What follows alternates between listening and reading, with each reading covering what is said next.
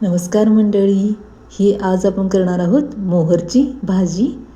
या पद्धतीने ही मोहरची भाजी असते. यात आपल्याला नीट करावी लागते.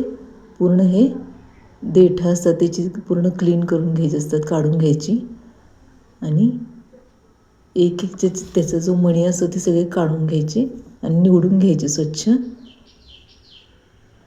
या पद्धतीने मी पूर्ण भाजी ही निवडून घेतलेली आहे.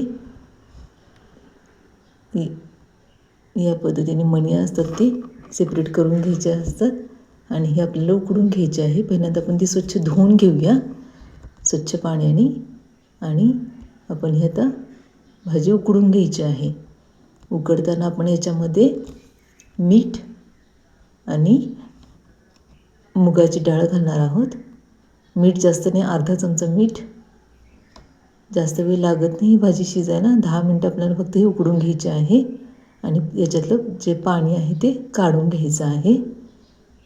या पद्धतीने मीठ टाकलेलं आहे आणि ही उकडून घ्यायची आहे भाजी.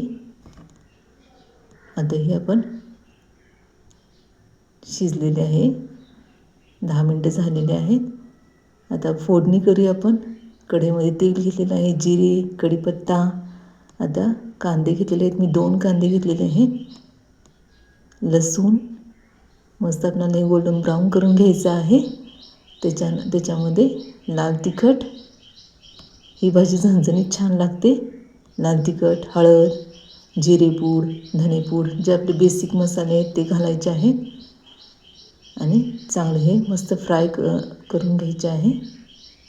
आता हे आपली उकडलेली जी भाजी आहे त्यातलं पाणी काढून टाकायचं आहे आणि त्याच्यामध्ये चांगली फ्राय करून घ्यायची.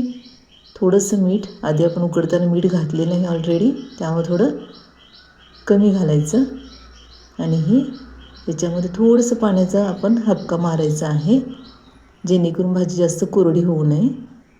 या पद्धतीने थोडंसं पाणी आपण शिंपडायचं आहे आणि एक वाफ येऊन द्यायची आहे. 1-2 मिनटात आपल्याला आपली भाजी तयार होते. बघू शकता मस्त अशी आपली भाजी तयार झालेली आहे. वरून फ्रेश अशी कोथिंबीर टाकलेली आहे आणि खायला तयार आहे मोहरची भाजी. गरम गरम भाकरीसोबत अतिशय सुंदर लागते. या पद्धतीने नक्की ट्राय करा. करायला खूपच सोपी आहे आणि खायला खूपच सुंदर लागते भाकरीसोबत. जर तुम्हाला व्हिडिओ आवडले असेल तर लाईक करा, शेअर करा आणि सबस्क्राईब करा. थँक्यू.